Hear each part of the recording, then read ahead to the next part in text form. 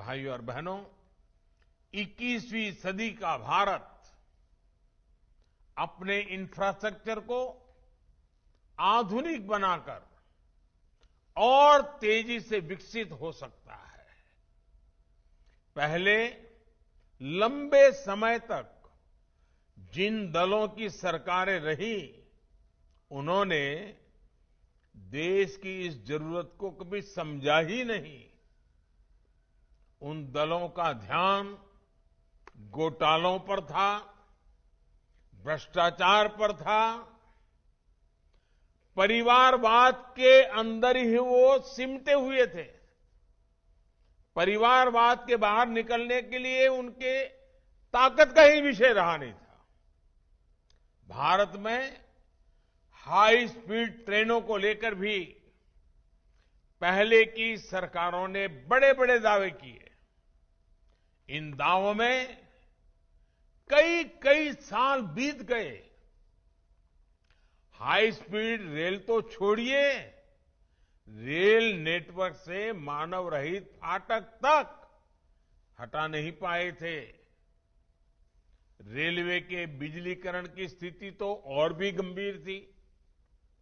2014 तक देश के 1/3 रेल नेटवर्क का ही बिजलीकरण हो पाया था। 1/3। जब ये स्थिति हो तो तेजी से चलने वाली ट्रेन चलाने के बारे में सोचना भी असंभव था। साल 2014 के बाद हमने रेलवे को ट्रांसफॉर्म करने के लिए चौतरफा काम शुरू किया। एक तरफ हमने देश की पहली हाई स्पीड ट्रेन के सपने को जमीन पर उतारना शुरू किया। दूसरी तरफ पूरे देश को सेमी हाई स्पीड ट्रेनों के लिए तैयार करना शुरू किया। जहां 2014 से पहले हर वर्ष औसतन 600 किलोमीटर रेल लाइन का बिजलीकरण होता था, वहीं अब हर साल 6000 किलोमीटर रेल लाइनों का बिजलीकरण हो रहा है। कहां 600 और कहां 6000। इसलिए आज देश के 90% से अधिक रेलवे नेटवर्क का बिजलीकरण हो चुका है। उत्तराखंड में तो पूरे रेल नेटवर्क का 100% बिजलीकरण हो चुका है। भाइयों और बहनों, ये काम इसलिए हो रहा है क्योंकि आज सही विकास की नीयत भी है, नीति भी है और निष्ठा भी है। 2014 की तुलना में रेल बजट में जो वृद्धि हुई है, इसका सीधा लाभ उत्तराखंड को भी हुआ है। 2014 से पहले के 5 सालों में उत्तराखंड के लिए एवरेज औसतन 200 करोड़ से भी कम बजट मिलता था। और अभी भी अश्विनी जी ने विस्तार से इसके विषय में बताया भी। 200 करोड़ से कम। इतना दुर्गम पहाड़ी क्षेत्र, रेलवे का भाव और बजट कितना? 200 करोड़ से भी कम।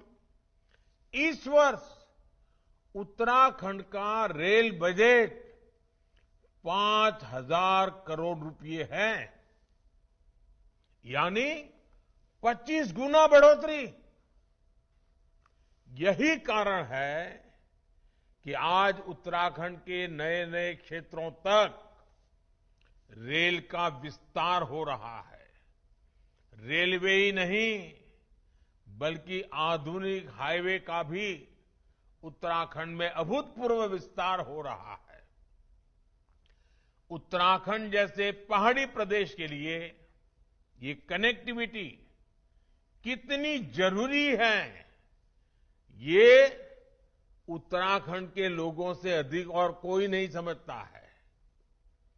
कनेक्टिविटी के अभाव में अतीत में कैसे गांव के गांव खाली हो गए, उस पीड़ा को हम समझते हैं।